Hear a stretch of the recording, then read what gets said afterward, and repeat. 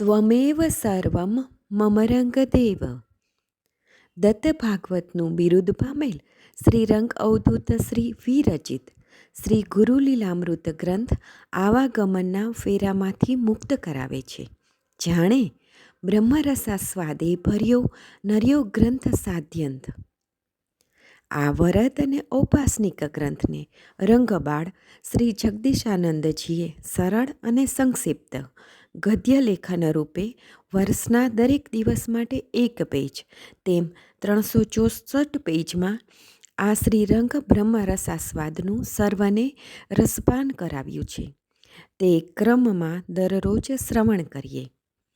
દત્તબાવનીના ગાન પછી આ એક પેજનું પઠન કરવું શ્રેયસ્કર છે. સપ્તાહ 5 રવિવાર. અલખજી કહે, હે નિરંજન, આ બધા એના ખેલ તો તું જો. આ જીવ માત્રનો કર્માધીન નિવાસ, યોગ વિયોગ, ઋણાનુબંધે જ જગતમાં સૌ સાથેનું મિલન વિદાય, પ્રિય અપ્રિય, શત્રુ મિત્ર, સુખ દુઃખ, પાપ પુણ્ય વગેરે આ બધું જ પૂર્વના કર્માધીન ઋણાનુબંધથી જ પ્રાપ્ત થાય છે. નહીં તો મદાલસા 3 પુત્રોને બ્રહ્મનિષ્ઠ યોગીરાજ બનાવે છે અને એ જ મદાલસા પોતાના પતિની આજ્ઞા અનુસાર ચોથા અલર્કને રાજ્યાસને બેસાડવા બધી જ વિદ્યાઓથી પારંગત કરી અર્થ અને કામ તરફ વાળે છે. ત્રણેયને વેદાંતાચાર્ય, સમર્થ, વિરક્ત, સિદ્ધ યોગીરાજ બનાવે છે. રાજવી ધન, સત્તા, વૈભવ હોવા છતાંય રાજ્યાસનનો ત્યાગ, ભોગવિલાસથી વિરક્ત થઈ રાજભવનને છોડી હસતા મુખે વાનપ્રસ્થાશ્રમ જવું.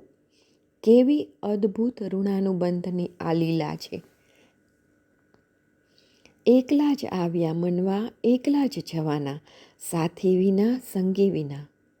બધો જ બધાનો સંગ, બધો જ બધાથી આનંદ, બધું જ બધાથી, છતાંય તેમાંય ઋણાનુબંધ.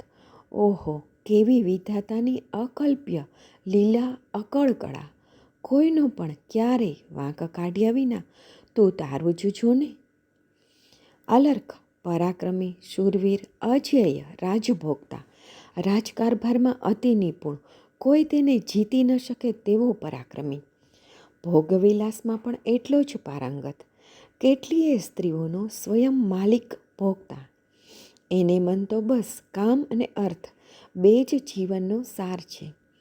જીવનનું લક્ષ્ય બસ કામ, ભોગ, વિલાસ જ છે એમ માની એ સદા કામાસક્ત થઈ ભોગવિલાસમાં રમતો. ત્રણેય ભાઈ વનમાં સાધનામાં અતિ વિરક્ત. જે બીજો ભાઈ સુબાહુ અલર્કને ભોગવિલાસમાંથી ઉગારવા અને પોતાની માતાનું ધાવણ ક્યારેય લજવાય નહીં, પોતાની માતાનું નામ ઉજ્જવળ કરવા તપ સાધના મૂકી અલર્કને ધર્મમોક્ષ તરફ વાળવા એક કાલ્પનિક બાહ્ય નાટક કરી અલર્ક પાસે પિતાએ આપેલા રાજ્યમાંથી પોતાનો ભાગ માંગવા ગયો. ઘણું સમજાવ્યો છતાંય અલર્કે તેને અપમાનિત કરી ધક્કો મારી રાજ્યની બહાર ધકેલી દીધો. સુબાહુને ગમે તે રીતે અલર્કને ઠેકાણે લાવવો હતો. તેથી સુબાહુ કાશીરાજની પાસે અલર્કની સાથે યુદ્ધની સહાય માટે ગયો અને જીત્યા બાદ અડધું રાજ આપવાની ચર્ચા કરી. કાશીરાજાએ પહેલાં તો અલર્કની મહાશક્તિને જાણતો હતો, તેથી યુદ્ધ કરવાની ના પાડી.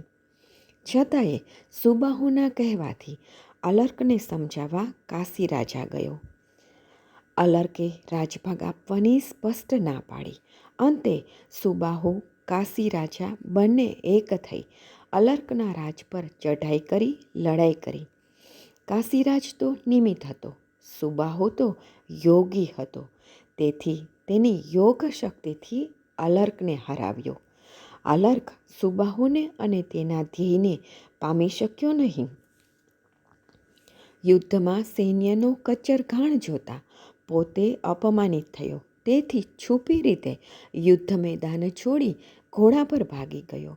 સુબાહુને તો ખબર હતી જ, તેથી તેને જીવતો ભાગવા દીધો, કારણ કે સુબાહુ તે જાણતો હતો કે હું આમ કરીશ તો જ તે રાજગાદી છોડીને વનમાં જશે અને મારી માતાએ આપેલા અભય વચન સ્મરણ થતાં એ શ્રી દત્તને જરૂર મળશે જ અને શ્રી દત્તરાજ તેનો ઉદ્ધાર કરી મારી માં મદાલસાનું નામ શ્રી દત્તના સહારે અમર કરી અલર્ક જીવનમુક્ત વિરક્ત યોગ પુરુષની નામના પ્રસિદ્ધ કરી મદાલસાના સ્તનપાનના અમૃતરસની લાહણી લૂંટાવશે. સંગ છોડવો સર્વથા બને ન જો કદી એમ, સતસંગ કરવો સદા તારે સંતો તેમ. શ્રી ગુરુ લીલામૃત અધ્યાય 33 દોહરો 11. અવધૂત ચિંતન શ્રી ગુરુદેવ દત્ત.